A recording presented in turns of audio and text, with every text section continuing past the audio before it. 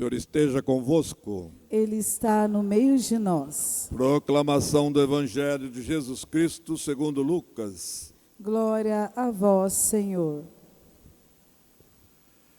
Naquele tempo, Jesus dizia aos seus discípulos: um homem rico tinha um administrador que foi acusado de esbanjar os seus bens. Ele o chamou e lhe disse: que é isto que ouço a teu respeito? Presta contas da tua administração, pois já não podes mais administrar os meus bens. O administrador então começou a refletir: o Senhor vai me tirar a administração. Que vou fazer? Para cavar, não tenho forças. De mendigar, tenho vergonha. Ah, já sei o que fazer. Para que alguém me receba em sua casa quando eu for afastado da administração. Então ele chamou cada um dos que estavam devendo ao seu patrão e perguntou ao primeiro: quanto deves ao meu patrão? Ele respondeu: 100 barris de óleo. O administrador disse: pega a tua conta, senta-te depressa e escreve 50. Depois ele perguntou a outro: e tu, quanto deves? Ele respondeu: 100 medidas de trigo. O administrador disse: pega a tua conta e escreve 80. E o Senhor elogiou o administrador desonesto, porque ele agiu com esperteza. Com efeito, os filhos deste mundo são mais espertos em seus negócios do que os filhos da luz. E eu vos digo: usai o dinheiro injusto para fazer amigos, pois quando acabar, eles vos receberão nas moradas eternas. Quem é fiel nas pequenas coisas, também é fiel nas grandes. E quem é injusto nas pequenas, também é injusto nas grandes. Por isso, se vós não sois fiéis no uso do dinheiro injusto, quem vos confiará o verdadeiro bem? E se não sois fiéis no que é dos outros, que vos dará aquilo que é vosso? Ninguém pode servir a dois senhores, porque ou dirá um ou amará o outro, ou se apegará a um ou desprezará o outro. Vós não podeis servir a Deus e ao dinheiro. Palavra da salvação. Glória a vós, Senhor.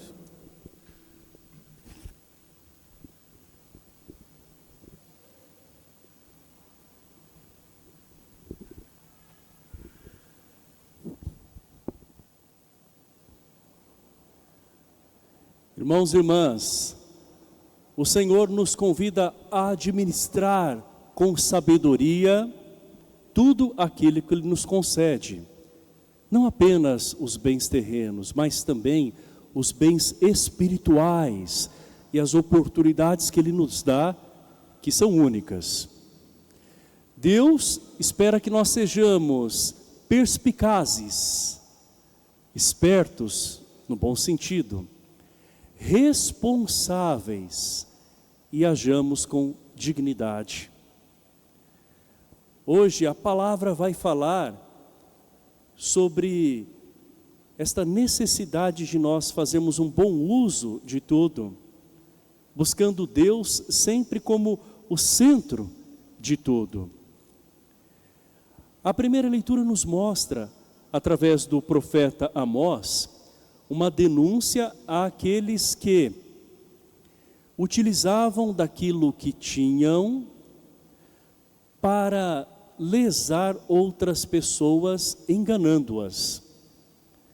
Amós fala às pessoas que nas suas negociações não viam a hora de adulterar as balanças para que as medidas fossem favoráveis a eles. Então eles vendiam uma coisa que não era de qualidade, em alguns casos, né, como o trigo que tinha refúgio, e cobravam aquilo que o produto não valia.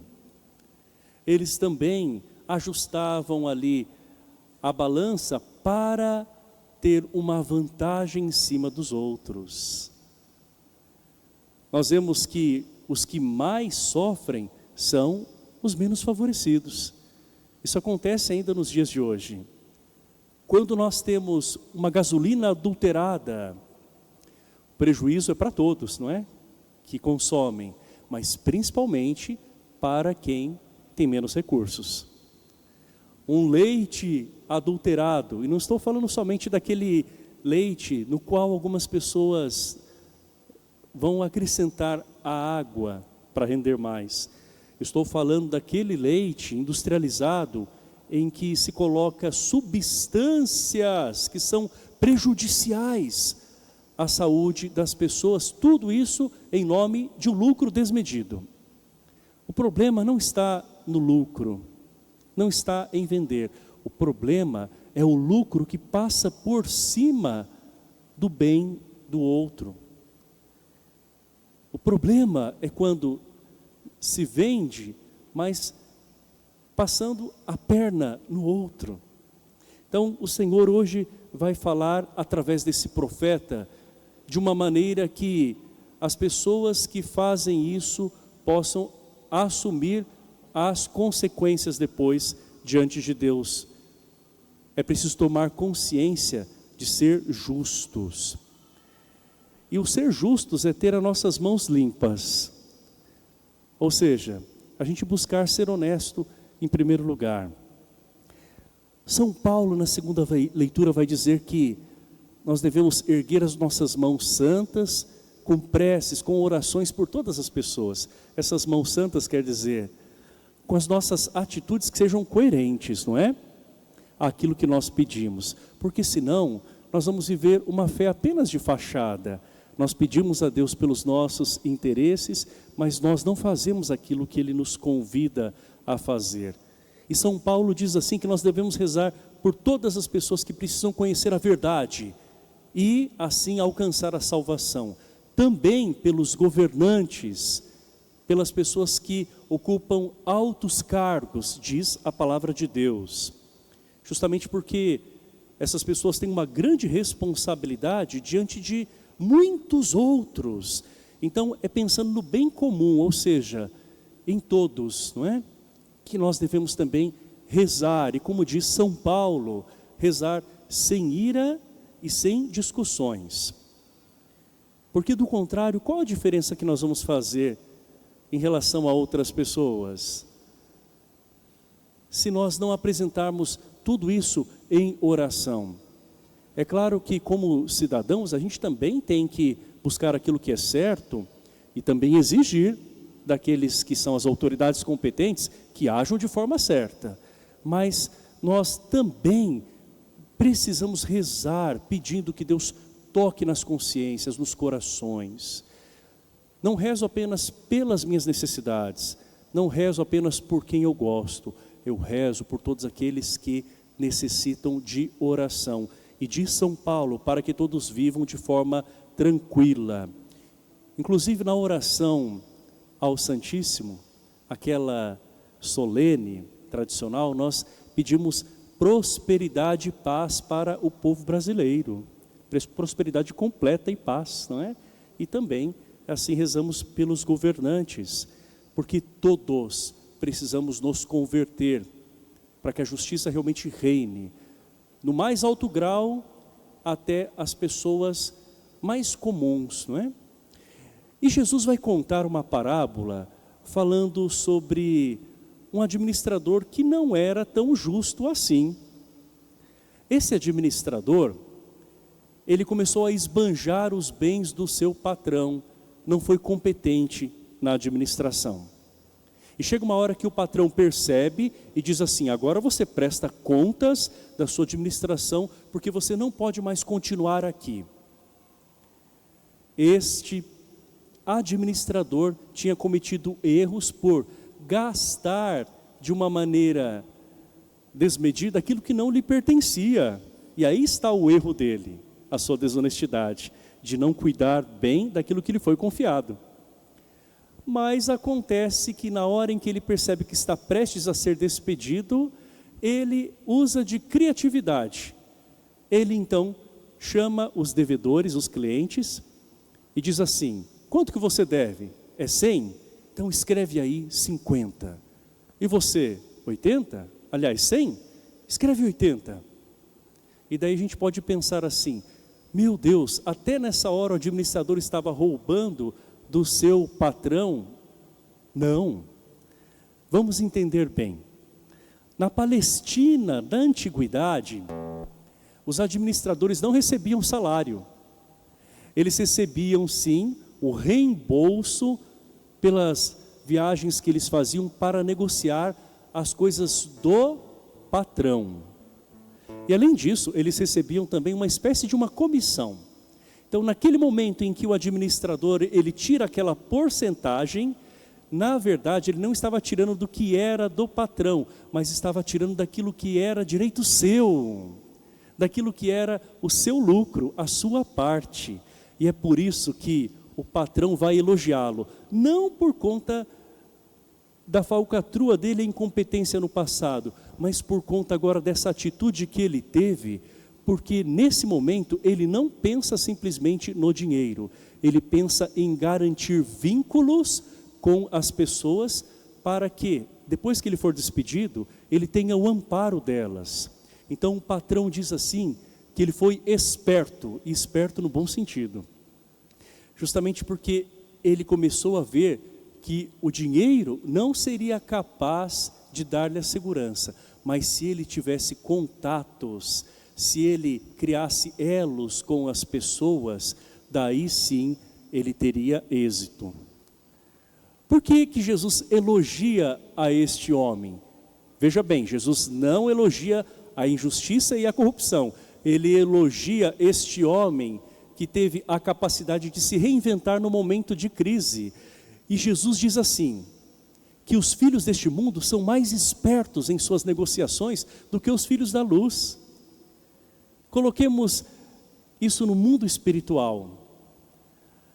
Ser esperto no bom sentido é justamente a gente não perder as ocasiões em que a gente pode apresentar Deus para as pessoas. Ser esperto é a gente ver que às vezes no momento em que as coisas não dão exatamente como a gente esperava, Deus tem ali uma mensagem para nós, está nos dando uma oportunidade de um crescimento. Ser esperto é ver naquela oportunidade uma graça divina. Às vezes, algumas pessoas são muito espertas para conseguir dinheiro, para conseguir vantagem, e nós, no que diz respeito à vida espiritual, nós somos espertos também, ou seja, criativos, de às vezes aproveitar de uma situação em que a gente pode deixar ali uma mensagem para as pessoas, ou até mesmo ver qual é a lição que Deus está nos dando. É sobre isso que a palavra de Deus vai nos falar.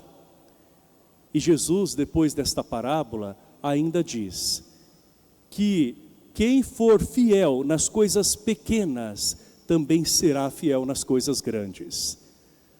É ser fiel no cotidiano, quando a gente cumpre a palavra dada, quando a gente é justo nas decisões mínimas, quando a gente é honesto, mesmo quando ninguém esteja vendo. Aí está a fidelidade e a justiça nas pequenas coisas. E nós estamos daí nos moldando para aquilo que Deus quer nos dar de maior. Mas, quando a gente também é infiel nas coisas pequenas, a gente não vai conseguir ser fiel nas coisas grandes. Coloquemos isso dentro de uma dimensão de relacionamento. Se alguém começa a ser infiel no olhar, alimentando pensamentos maliciosos quando se tem um compromisso, não é, com uma outra pessoa, ou até mesmo com mensagens com uma outra pessoa fora daquele relacionamento que ultrapassam os limites, a infidelidade está acontecendo de alguma maneira, ainda que não venha a concretizar-se pelas vias de fato. Essas pequenas infidelidades, depois, quando a pessoa tem a oportunidade, talvez se tornem uma grande infidelidade. Mas por outro lado, também as pequenas fidelidades, ou seja, quando alguém administra um relacionamento, né, investindo ali no diálogo, no tempo de qualidade com aquela pessoa. Vamos falar de um namoro cristão, de um noivado, de um casamento, né, quando as pessoas priorizam o seu cônjuge, a família, quando as pessoas também se poupam de outras coisas que colocam em risco aquela união, aquele vínculo, elas estão fazendo um bom uso desse grande bem que são as relações. O administrador que era desonesto se deu conta de que ele precisava de relações com as pessoas. E daí nós vemos, amados irmãos, que Jesus, quando diz assim: usai o dinheiro injusto para as coisas eternas, Jesus não está falando usar o dinheiro que é de corrupção, não é isso não. Quando ele fala injusto, é justamente se referindo a esse dinheiro que é limitado, esse dinheiro que é útil sim, mas ele não resolve tudo. Então, utilizar até dos recursos que nós temos para fazer o bem. E quando a gente faz o bem para o outro, o bem vem em retorno ainda maior, ainda que no primeiro momento, talvez você não tenha aquela retribuição por parte daquela pessoa que não reconheceu o bem que você fez, mas o bem vem, ele vem, não é? Por outro lado, quando nós fazemos também coisas que são injustas, nós atraímos para nós outras mais que também, não por castigo de Deus, mas por consequência dos nossos atos, virão até nós. Jesus fala que é preciso seguir a Ele como Deus. Ele diz assim, que vocês não podem ter dois senhores. Não é possível servir a Deus e ao dinheiro. Porque ou você vai cultuar um e deixar o outro. Isso pode acontecer também. O dinheiro em si, ele não é mau. Mas quando ele passa a ser um ídolo, ele pode talvez desfazer relações. Ele pode levar as pessoas a se tornarem escravas. Exemplo, pessoas que às vezes querem levar vantagem em tudo, por conta daquilo que elas podem ganhar.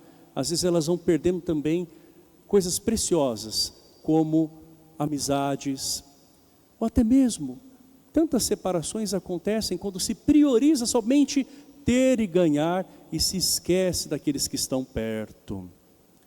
Em outros momentos, nós vemos que este dinheiro usado de uma forma errada pode nos roubar daquilo que nós somos. Porque ser esperto sem dignidade nos autodestrói. A esperteza que Jesus fala aqui é a capacidade de usar bem e para o bem aquilo que nós temos. Do contrário, nós nos tornamos até mesmo vítimas de nós mesmos. Jesus vai dizer que as riquezas não devem ser um obstáculo para a nossa salvação. Porque quando a gente coloca apenas a confiança no dinheiro, a gente se depara com o vazio ou com a perda de controle. Quantas pessoas, mesmo buscando segurança no dinheiro e tendo acesso a tantas coisas, talvez cresçam na ansiedade com medo de perder aquilo que têm. Ou ainda se tornam, quem sabe, até mesmo escravas, né? Daquilo que elas acham que elas têm que manter e fazer render ainda mais, e elas vão consumindo a sua própria vida. E aí que Jesus nos mostra que isso se torna idolatria, quando nós colocamos o dinheiro como absoluto. Ele é apenas um instrumento, mas apenas Deus é absoluto. O dinheiro pode dar conforto, sim, e que bom quando as pessoas têm qualidade de vida e vivem com dignidade por conta daquilo que conseguem dignamente. Ele pode dar conforto, mas ele não pode garantir o amor. Ele pode dar acesso a um plano de saúde ou recursos para você buscar cuidar da saúde, mas ele não pode te dar a paz. Ele pode te dar acesso a luxo, ou a tantas outras coisas, mas ele não pode te fazer crescer espiritualmente. Então é por isso que nós temos que colocar Deus como o Senhor, e daí sim, nós não vamos servir ao dinheiro, mas nós vamos nos servir dele para servir a Deus e também servir as pessoas. Que a honestidade esteja presente nos pequenos atos da nossa vida, mas que nós também sejamos ousados quando nós tivermos que evangelizar, como o administrador nos ensina, não deixando que a nossa vida se perca, mas que nós administremos tudo aquilo que Deus nos confiou para fazer render, e render também para a eternidade. O céu não se compra com dinheiro, de forma alguma. Se compra, não, jamais Deus vai se deixar vender. Mas aquilo que Ele nos dá pode ser um canal também de bem para tantas pessoas quando a gente compartilha, quando a gente é ponderado, quando a gente é assertivo naquilo que a gente faz, colocando Deus em primeiro lugar, sendo livres, não se deixando acorrentar e cada vez mais valorizando as pessoas com as quais nós estamos ligados, que são um bem imenso que Deus nos concedeu. Louvado seja nosso Senhor Jesus Cristo. Para sempre seja louvado. Creio em Deus